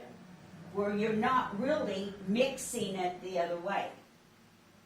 I agree, that's what we're gonna do, that's what we're looking at. Yeah, doing. and I was just stating that I agree with him that you shouldn't mix the two like that. Because, say you wanted to put the Well, fireworks on. we're still mixing them in a way. Well, yeah, but you're doing it the opposite way. Yeah. You're doing it the opposite way, where they're donating to the town fund to do it, but they're putting it on. They're helping to put it on. But if the fire department has a fish fry and has the police, taxpayers' dollars, direct traffic and everything, or they have the fireworks and the police are out there and we're paying the police, I don't go as a private individual and say, now I'm gonna have my antique market, I want the police to direct my traffic, or something that's just, you don't do that. These are two big events that towns do, fireworks and they do fish fries. And I agree with Mark, we can get around it, it sounds like it, but if somebody try to pull that, it'd be ridiculous, I think. Yeah, but It'd be just causing trouble. nowadays, you've gotta look at that, Yeah. because somebody may do it. Right. Another church could do it, another organization here in town could do it. Just cover all your bridges at the same time. That's all I'm saying. Well, you said we ought to look at it. Yeah, I'll Like talk Cindy to him. said, we'll look at it, yeah. Yes, we have time before July. Oh, yeah. That's fine. That's no point fine. Yeah. Yes. Good idea, Alicia. Where's that at, Mark? Good idea, that end of the table. Okay. Public comment. Is there any public comment just in general about, yes? Yeah, stated my name. I'm gonna bring it up again. You received, Jen, an email from Dave Hiddle on July 13th. Do you recall that? No. I Concerning, get a lot of emails, but I can look. okay, concerning the Dayton fire damaged property over here. And he said, basically, the property in question is an unsafe building violation, not a zoning violation. So the area planning commission has no jurisdiction. And according to what he has said, the building commissioner in the town of Dayton will need to determine which party is responsible for enforcement of the unsafe building ordinance. That was in July, that's 5 months ago. I'm curious, what has happened to this? So, Yeah, so I addressed that in the attorney portion. That is the discussion with the APC. So what our ordinance says is that the building commissioner is responsible for it. The problem that we have is that it sounds like the building commissioner is not willing to take responsibility. So I'm doing some research into how we can make another government entity like the building commissioner follow an ordinance in Dayton. And that is a process that has taken a bit of time because there's not a whole lot on that, but also in state law, so it's a process to find information on it, but also it's just been extremely busy with other things that had to happen. So that's one of them that I work on it as I can, but it's not something that necessarily gets hit every single month because I just don't have time to do every single thing. Like this month, we had a lot of ordinances, so I didn't have time to work on it, but it is on my list and it's something that I'm looking into. Okay, but why would he say that the Area Plan Commission has no jurisdiction or authority to act on it? So it used to be that the Area Plan Commission would address issues like that and they would handle that. They recently did a separation of duties with the Area Plan Commission and the Building Commissioner. That's in Tippecanoe County. And when they did that separation of duties, the Area Plan Commission no longer will take any responsibility for that. And he's technically correct, the Area Plan is responsible for zoning, and the Building Commissioner is the one that should be responsible for enforcement of that ordinance. And that's how we have it drafted.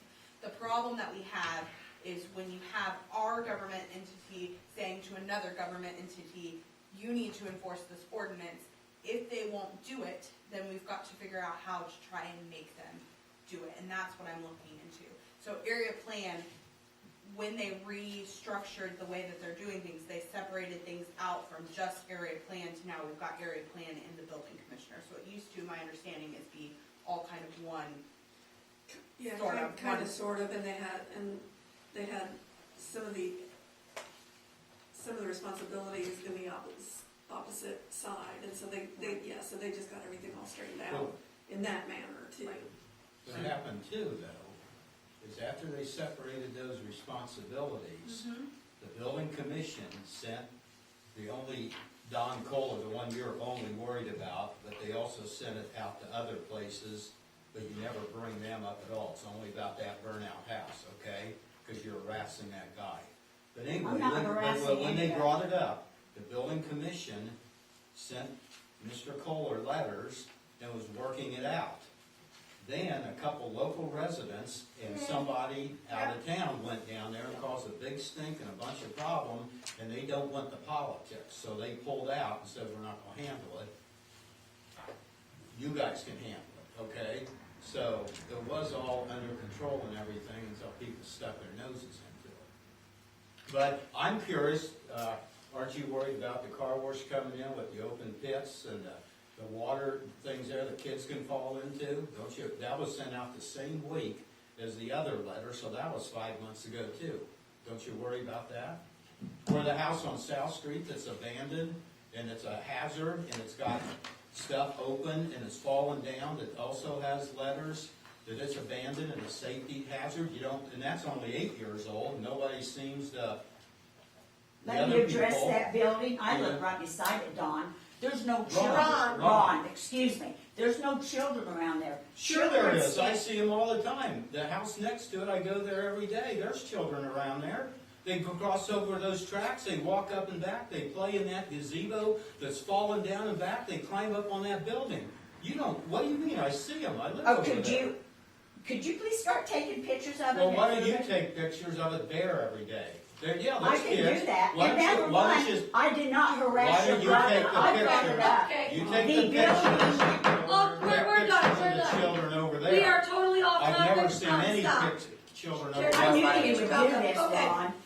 I knew. Well, I knew You you need would. to We're review it. okay, we're done. We're He not can gonna talk recluse about himself from this since it's his brother. He should not even be involved in it. None of us We're should not be involved. involved in We're it. not That's what involved. we're saying. None of us should be involved in it. It's not- According to this, you guys are. You're According making- to an email from Dave Hiddle of Area Plan, that was a response to Scott Swick demanding that Area Plan tear it down immediately. I don't know Okay, what he well, did. the All I update did- is that Alicia is moving, is looking into it. We're gonna move on. Is there any other public comment? I knew this was happening. Okay. Are there any council comments?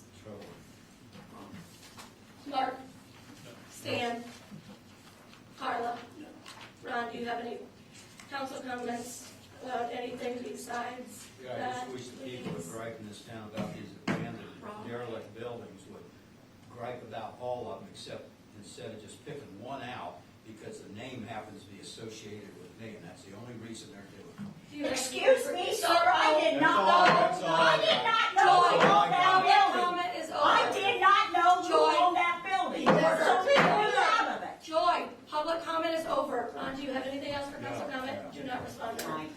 Okay, this meeting is adjourned. Thank you. Knew you would do it.